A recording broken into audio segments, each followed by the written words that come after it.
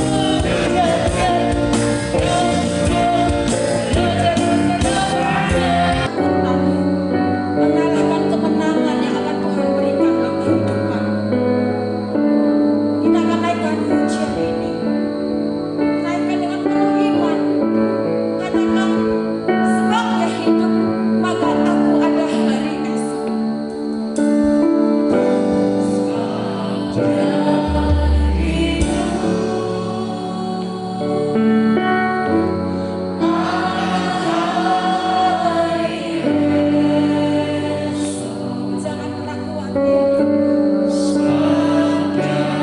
pernah takut. Ada Yesus yang hidup. Dia menjamin setiap masa depan kita.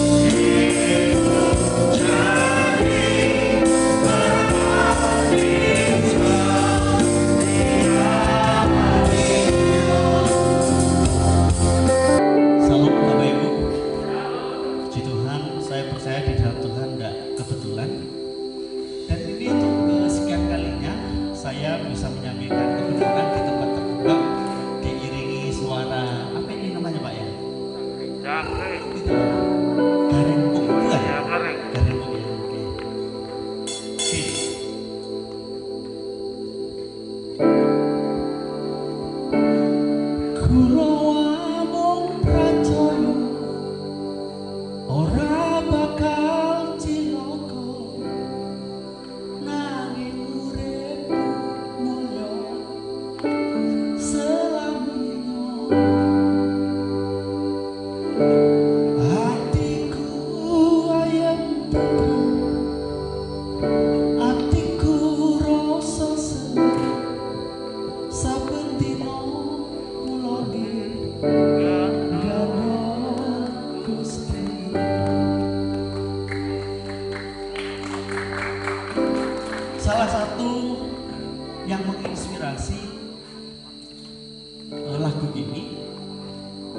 ketika saya pelayanan anak jalanan, tapi ada satu pelayanan yang menurut saya ini menarik, saudara.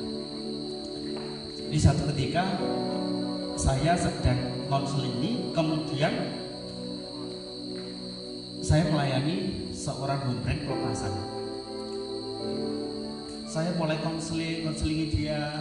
Saya berpikir bahwa ini pelayanan yang sudah biasa saya lakukan, konseling orang, melepaskan dan lain sebagainya. Ketika saya ketemu dengan anak ini, ya saya anggap biasa sih, karena berdasarkan pengalaman pasti jalannya itu aja. Singkat cerita, saya mulai doakan, dan ketika saya doakan itu sepertinya nggak terjadi apa-apa, saudara. Ekspresinya kosong, dia diem aja, dan ini bikin saya penasaran. Kemudian saya mulai aminkan, saya selesaikan doa itu, saya tanya, gimana kamu rasanya seperti apa? Terus dia jawab seperti ini, kok nggak rasa apa-apa kak ya? Lu? Akhirnya saya ajak doa lagi, kemudian Tuhan kasih saya hikmat, ayo ajak dia untuk mengampuni. Kemudian saya mulai doakan, kiranya pengampunan turun atas hidupmu, kau harus mengampuni orang-orang yang selama ini menyakitimu. Kemudian setelah saya doakan tentang pengampunan, tiba-tiba dia nangis, dia teriak, semua keluar, semua air keluar. Pikir saya lega ya. Saya lega, kemudian saya aminkan. Saya tanya lagi, gimana rasanya? Puji Tuhan kak, bersyukur, saya sudah lega semuanya. Terus ada masalah lagi? Rasanya yang lain nggak ada kak. Cuman saya ada satu masalah kak. Saya kaget loh, katanya sudah lega, tapi kok masih ada masalah lagi? Kemudian dia ngomong seperti ini, kok saya sudah lega, saya bisa mengampuni, tapi masalahnya ini kak, kenapa? Kok sekarang saya jadi senang sama kakak? Loh, kaget juga. Itu untuk pertama kalinya ada seorang orang ngomong senang sama saya. Waduh, saya lemes, akhirnya saya gini, saya sudah, oke sudah, kita selesaikan hari ini ya, cukup sekian ya. Saya tahu bahwa gini saudara, kadang kita itu merasa sudah berpengalaman, kita lupa kita punya Tuhan yang seharusnya kita tetap mengandalkan Dia.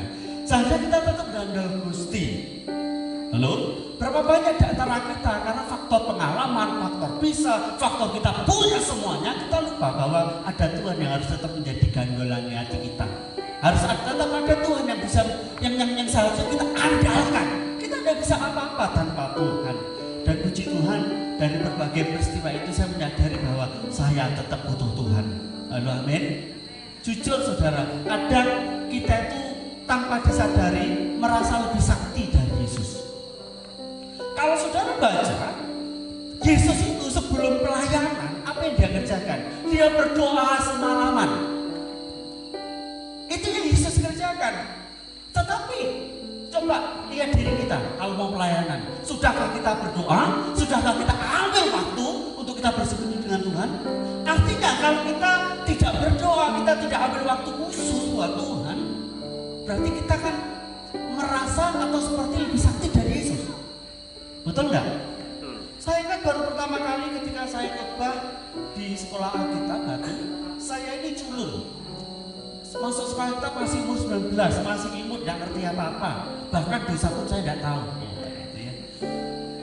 Saya tahu saya bukan keturunan anak pendeta. Sehingga ketika saya umur 19 tahun masuk sekolah kita, itu saya tidak tahu mau ngapain dan saya bingung. Nah, salah satunya menjadi doa saya ketika di sekolah kita itu seperti saya berdoa sama Tuhan, Tuhan kalau bisa nanti ketika dapat jadwal pelayanan, saya tidak mau dapat jadwal khotbah. Jujur itu penderitaan bagi saya khotbah, saudara. Saya minta apa saudara? Saya minta WL jadi pemimpin hujan. Itu menurut saya lebih enak. Karena apa? Kalau, tidak apa-apa ya sambil jalan ya. Kalau saya jadi pemimpin hujan, suatu misal saya lupa lirik, kan saya tinggal ngomong ke jemaat. Jemaat saja yang menyanyikan. Masa akal kan? Silakan jemaat, saya tinggal berkata-kata, jemaat angkat suaramu. Biar pria memuji Tuhan, wanita yang mau berdoa. Kalau saya lupa lirik, tinggal gini aja. Bayangkan kalau saya khotbah lupa materinya, kan tidak mungkin. Silakan jemaat meneruskan. Tetapi apa yang saya takutkan itu terjadi betul, saudara. Ketika saya dapat jadwal chapel, lemas saya. Itu khotbah cuma 30 menit, tapi persiapannya pendeta gede kalah. Saya ambil waktu puasa, saya berdoa. Itu benar-benar. Singkat cerita, hari H tiba. Saya mulai naik. Saya nggak mau lihat penonton, bukan penonton apa ya, siswa-siswi. Saya seperti ini. Dan saya bersyukur mimbar sekolah kita itu besar. Dan saya tetap tundukkan kepala saya.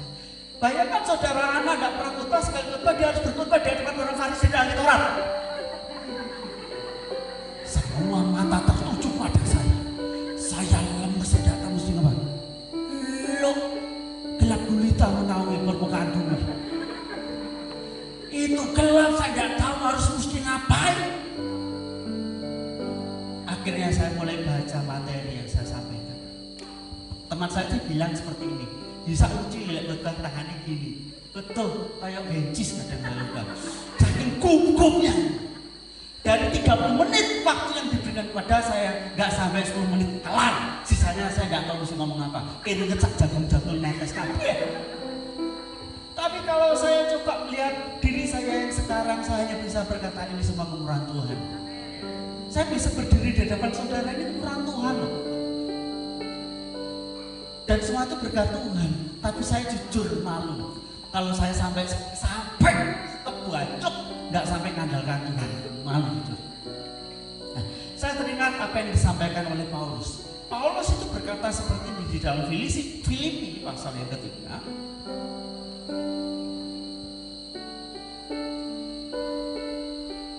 Filipi pasal yang ketiga ayat yang ke-10 sampai 11.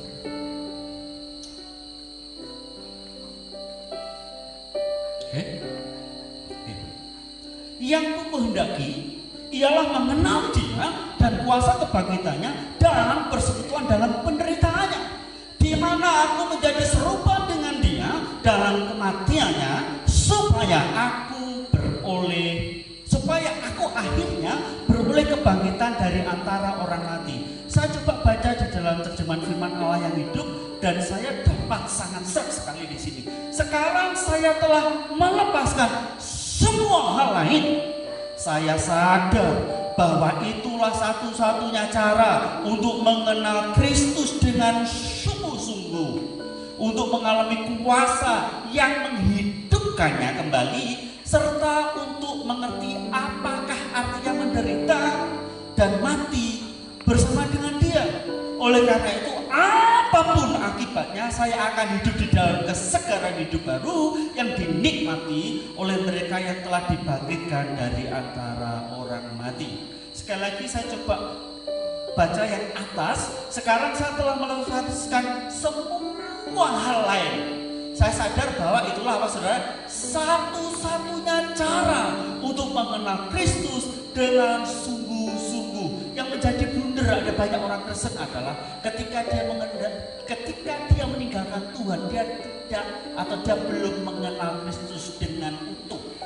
Ada banyak orang merasa saya sudah cukup dengan kekristenanku karena mungkin dia merasa dia Kristen sejak dulu, dia Kristen sejak lahir, mungkin dia lahir tidak nangis, mungkin dia lahir langsung berkata haleluya, mungkin ada yang lebih ekstrim lagi, mungkin dia baru lahir langsung bahasa roh.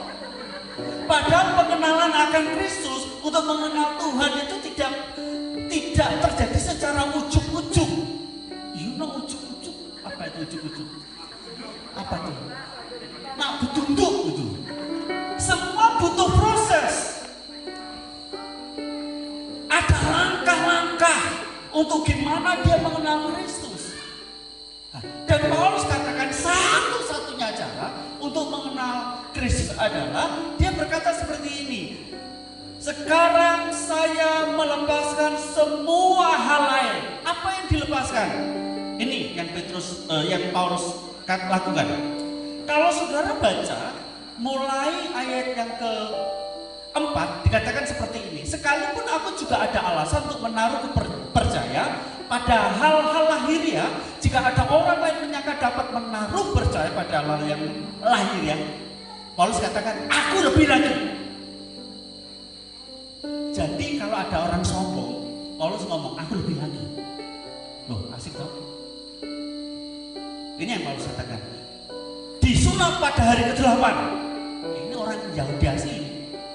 Dari bangsa Israel, dari suku Benyamin. Kita tahu suku Benyamin adalah suku yang melahirkan Raja Israel yang pertama, yaitu Saul.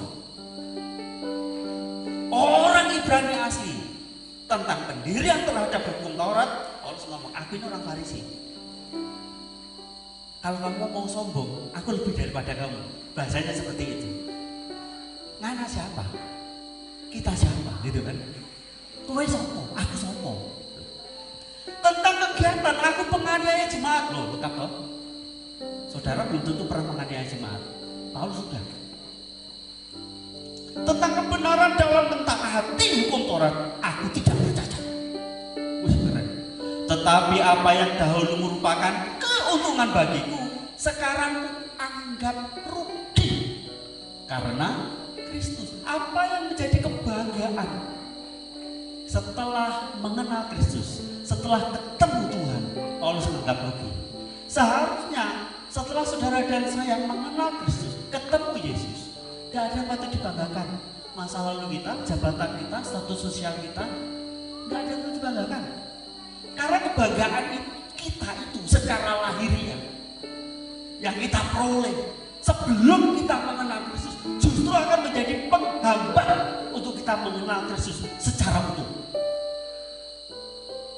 Pernah satu ketika saya benar-benar ditegur Tuhan, saudara. Sampai saya tidak berani ngomong. Yesus sebenarnya berkata seperti ini. Saya duduk diam. Kamu bukan siapa-siapa. Kamu cuma hamba. Kamu hamba Tuhan, tidak lain tidak bukan. Keset. Status kita kadang sebagai hamba Tuhan bisa menjadi penghambat kita untuk mengenal Tuhan secara utuh.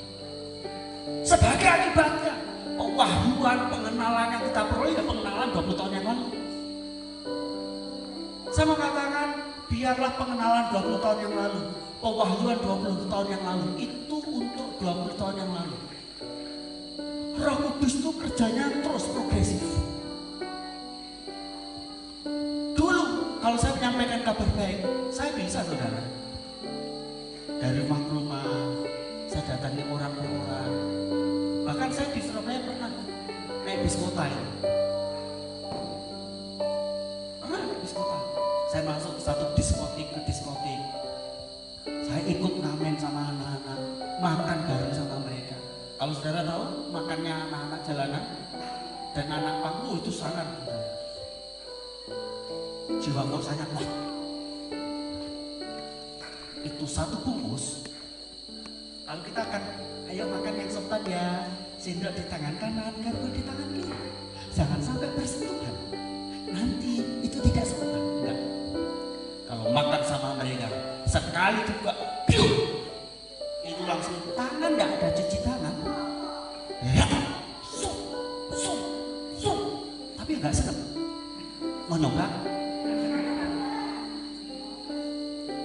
Ada banyak hal yang tanpa disadari saya ngomong seperti ini. Ya, saya sudah melakukan semuanya. Tapi Tuhan ingatkan, Tuhan tegur. Ojo sombong. Kamu cuma hamba. Kamu bukan siapa-siapa. Saudara pernah lihat enggak? Kalau acara retreat, biasanya yang dilawat itu Jumat apa panitia? Loh, sudah di panitia Lino pasti guyu-guyu. Yang dilawat itu pasti Jumat. Karena panitia biasanya sudah terbiasa. Kedua, terus kecapean, terus pegel kabeh. Yang repotnya. Sudah merasa tahu.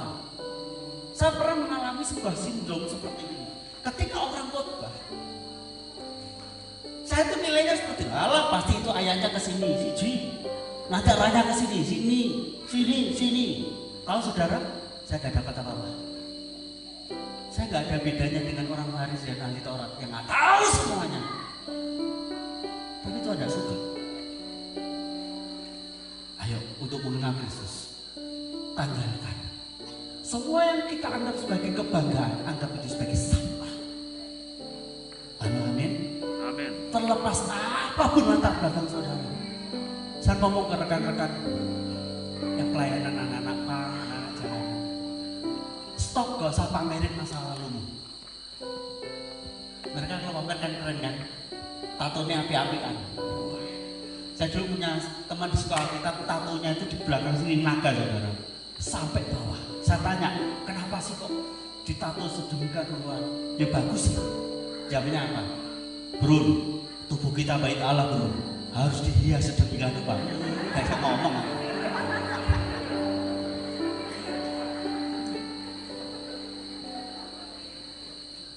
Tanpa disadari, sering kita tuh bangga dengan masa lalu kita.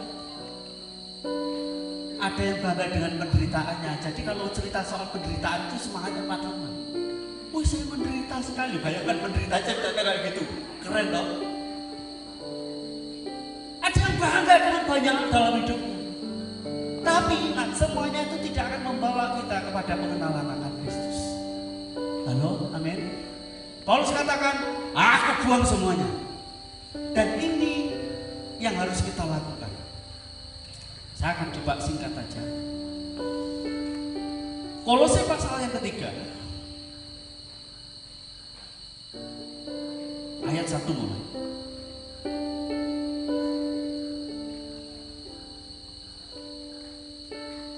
Saya baca terjemahan baru dulu.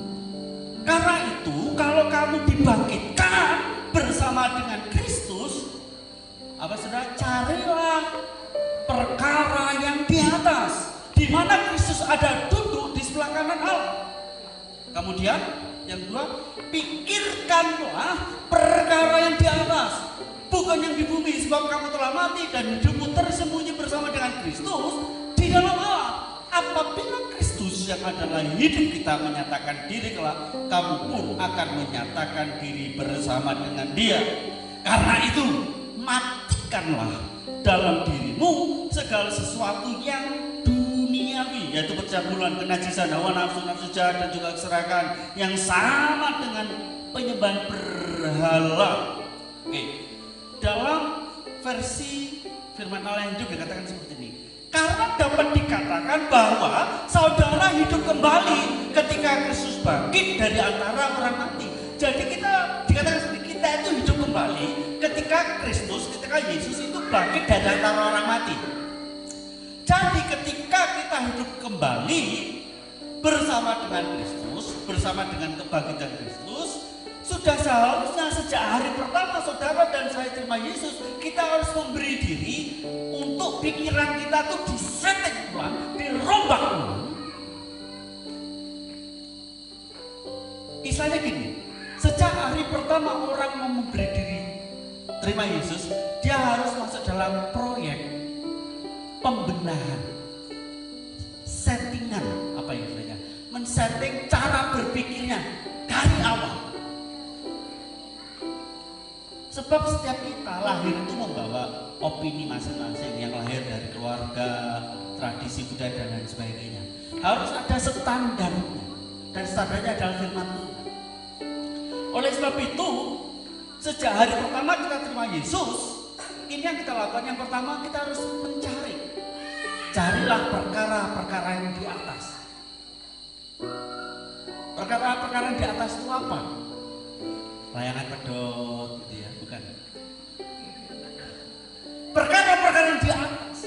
Kita mencari hal-hal yang menjadi kehendaknya. Apa yang Tuhan kehendaki, apa yang Tuhan katakan, baik itu lewat firman Tuhan maupun lewat waktu-waktu kita bersama Tuhan. Jadi sejak hari pertama kita percaya Yesus, kita harus mulai hidup dalam firman. Doa firman itu yang dikerjakan oleh gereja mula-mula. Jadi kita mulai taruh cara berpikir kita yang lama, kita masuk dalam proyek pembaharuan yang Allah. Disetik ulang cara berpikirnya. Maka di jemaat, hal pertama yang saya ajarkan ketika orang percaya Yesus adalah nature, perubahan sifat dasar. kurang lebih ada 17 minggu. Jadi jiwa baru kami punya kelas sendiri. Supaya apa? Cara berpikirnya ini diubah. Jangan sampai Kristen wis suwi, sudah lama jadi orang Kristen, tapi masih tidak bisa ngatur duit. Biasanya utang, terus dididik utang, tidak bayar. Cara hidupnya tidak berubah. Pola pikirnya tidak berubah. Pola pikir, cara berpikirnya harus diubah dulu. Karena apa? Dari pikiran menghasilkan apa? Pertimbangan. Dari pertimbangan menghasilkan keputusan. Dari keputusan menghasilkan tindakan. Dan tindakan yang dilakukan terus berulang-ulang untuk menghasilkan karakter, kebiasaan. Nah, cara berpikir ini kalau di dalam Amsal pasal 4 ayat 23, menurut versi yang sudah dibaca dikatakan seperti hati-hatilah. Di atas segala-galanya, hati-hatilah dengan apa yang kau pikirkan. Karena pikiranmu mengendalikan hidupmu. Jadi apa yang kita lakukan adalah manifestasi dari cara berpikir kita. Oleh sebab itu yang namanya orang percaya Yesus, yang harus diubah pertama kali apa? Cara berpikirnya. Jadi bukan hanya bicara soal salin agama. Karena kekristenan secara esensi tidak bicara soal agama. Yang diubah dalamnya dulu, cara berpikirnya dulu. Kalau cara berpikirnya terus menerus diperbarui, tindakannya pasti benar. Pasti ada perubahan dalam hidupnya. Sehingga ketika dia menjalani kehidupan kekristenan, bukan menjalani sebagai seorang yang agamawi, tapi benar-benar sebuah kehidupan yang terhubung terus dengan surga. Karena pikiran kita itu kalau boleh saya ibaratkan itu seperti anten. Saudara tahu anten yang lama itu, yang tinggi itu? Contoh nih, satu misal saudara ini suka acara apa ibu-ibu, drama Korea. Betul? Wah, pura-pura aja nih. Sudah bahasa drama Korea, Ikatan Cinta. Loh ya toh? Karena sudah Ikatan Cinta, antennya itu kan masih jadul. Dia akan setting sedemikian rupa antennya supaya ketika nonton Ikatan Cinta, klik itu langsung bening. Tapi dilalah anak saudara itu tidak suka Ikatan Cinta, sukanya horor. Akhirnya singkat cerita gimana caranya biar bisa nonton horor, diubahlah antennya. Seret. Dipasang kuburan, pasti horor. Bapaknya datang, ini kok acara horor terus, bang satenya bang. Yang orang jujur pasti tahu. Bapaknya suka sepak bola, wah antennya dipindah di lapangan sepak bola, ngarahnya. Mamanya datang mau muter Ikatan Cinta, pas channelnya Ikatan Cinta, burak. Akhirnya ngomong sama bapaknya, atur lagi. Wanita itu selalu benar. Udah ya itulah. Kurang. Petir mah gak masalah. Katanya cinta, gunung kudangi, sama petir saya takut. Akhirnya pindah disetting lagi, butuh disetting lagi. Pikiran kita juga seperti anten. Seharusnya kita itu hanya punya satu channel, yaitu channel surga.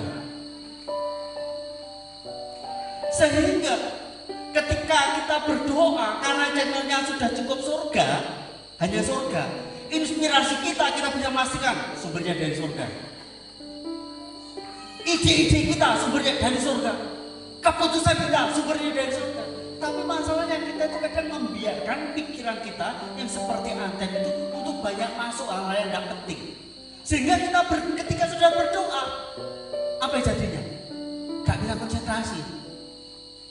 Satu lagu masih belum nyambung. Dua lagu. Dia berkata, oh mungkin gak pas. Naiklah lantai 2. Karena dia berpikir kena lantainya kan. Kalau ke lantai kedua kan langsung rebus. Cus. Sudah habis satu album, masih gak nyantol-nyantol. Karena pikirannya terlalu banyak masuk di sini. Jadi hal yang pertama sejak kita terima Yesus, supaya kita mengalami kuasa kebangkitan, hidup dalam doa firman. Cari perkara yang di atas. Kemudian setelah ketemu, pikirkanlah. Cari, pikirkan. Kalau praktek sederhana sekali. Ketika sudah baca Alkitab, pasti ada 1-2 ayat ketika sudah baca itu di hati seperti ini. Ser. Bahasa Indonesianya apa ya? Sudah pernah baca Alkitab toh? Ya kan? Kalau baca itu pasti ada 1-2 ayat yang ketika sudah baca itu nggak cuma gitu. Betul ya? Itu saudara hafalkan dan saudara perkatakan. Saudara pikirkan sebagai modal dalam satu hari itu untuk saudara memikirkan hal-hal yang benar. So, misalnya saya baca Filipi 4 ayat 8. Biar semua yang baik, semua yang mulia, semua yang berkenan, pikirkanlah. Saya hafalkan itu dalam satu hari itu ketika saya mau berbuat dosa, saya harus memikirkan perkara di atas. Saya harus memikirkan hal yang benar, hal yang baik. Baru berikutnya apa?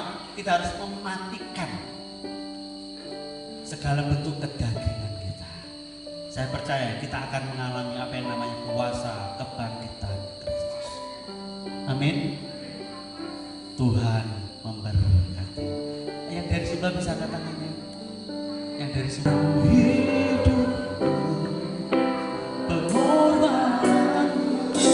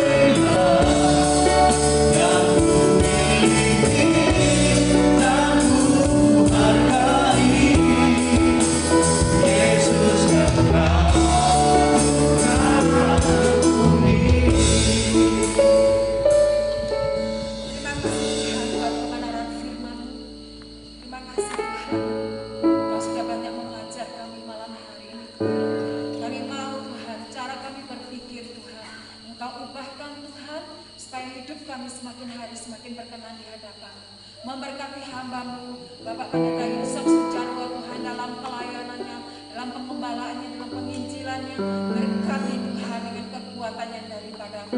Terima kasih Tuhan, terima kasih. Kami terima firman-Mu dalam nama Yesus yang menjadi Tuhan dan Juru Selamat kami. Haleluya. Amin. Silakan duduk.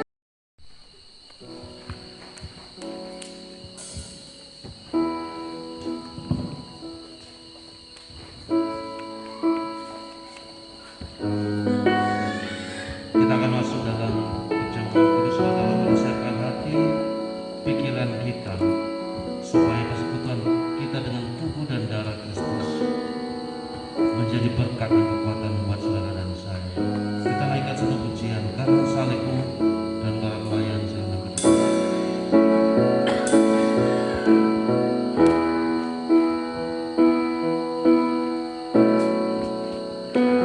Salibmu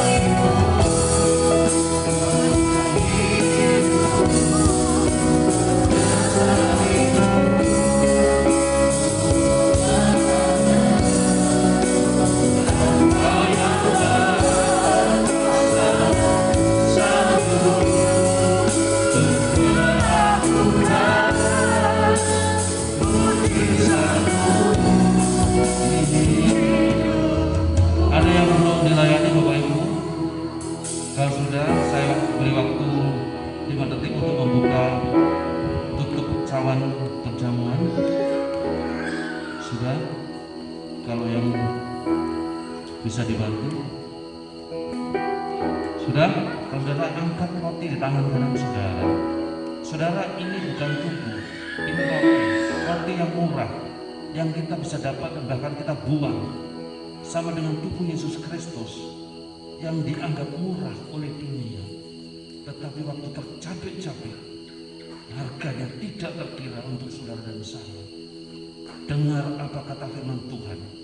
Perjamuan kudus bukan tradisi atau kebiasaan, tetapi persekutuan kita dengan tubuh dan darah Kristus, memproklamasikan akan kematiannya dan memproklamasikan akan penderitaannya untuk saudara dan saya. Dengar apa kata firman Tuhan.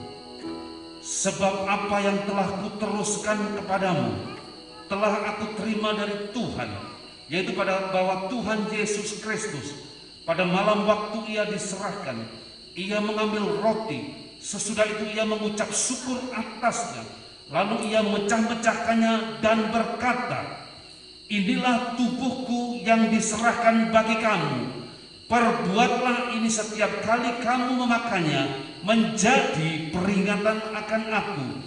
Kami umatmu yang kecil, Tuhan beri sinar kasih. Kami mau bersekutu dengan tubuhmu. Mari kita makan di dalam nama Yesus Kristus. Makan dengan iman, saudara-saudara. Haleluya.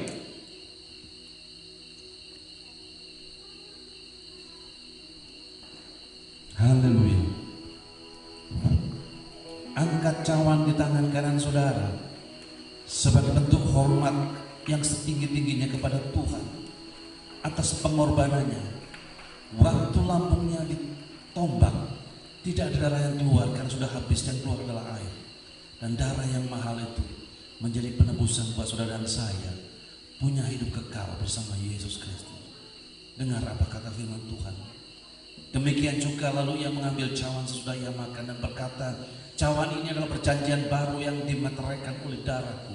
Perbuatlah ini setiap kali kamu meminumnya menjadi peringatan akan aku.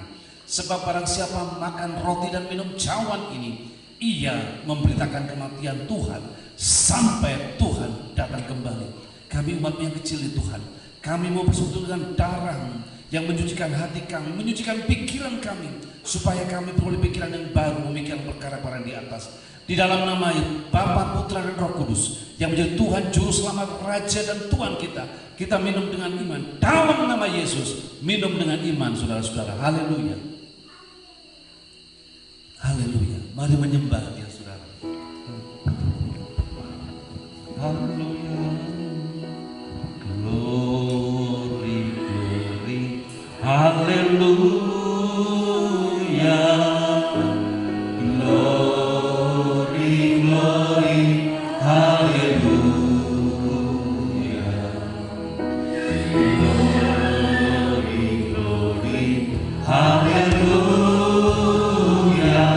Haleluya. Puji Dia. Sungguh-sungguh Tuhan. Saya mendapat hati untuk dalam doa.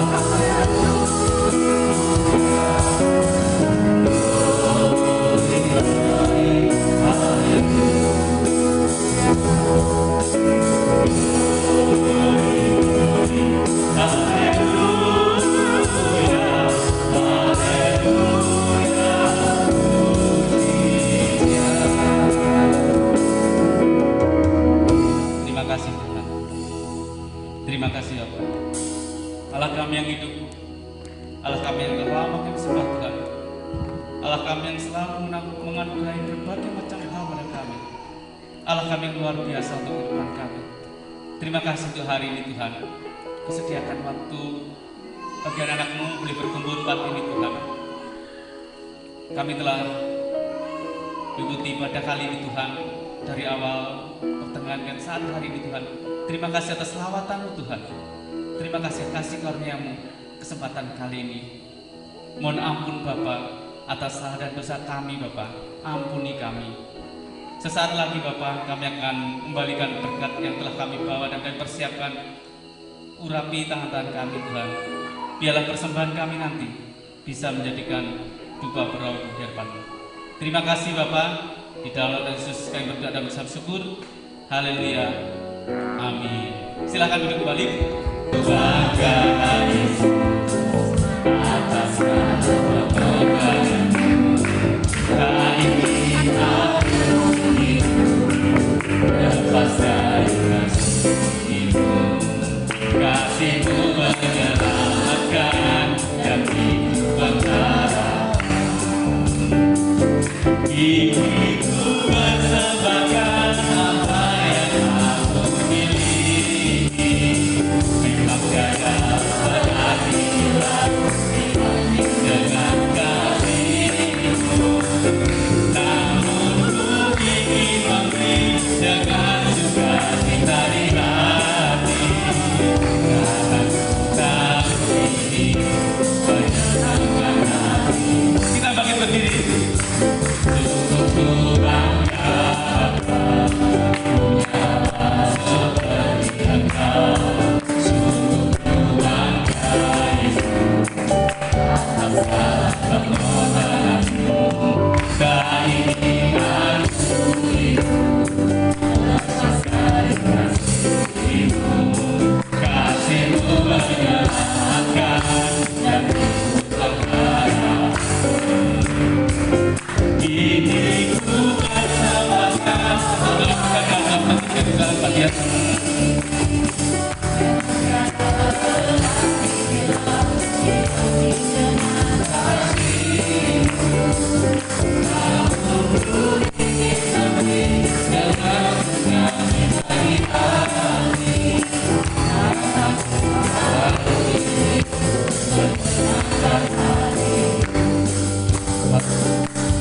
Sebelum kita akhiri ibadah kita dengan satu pujian besar anugerah-Mu.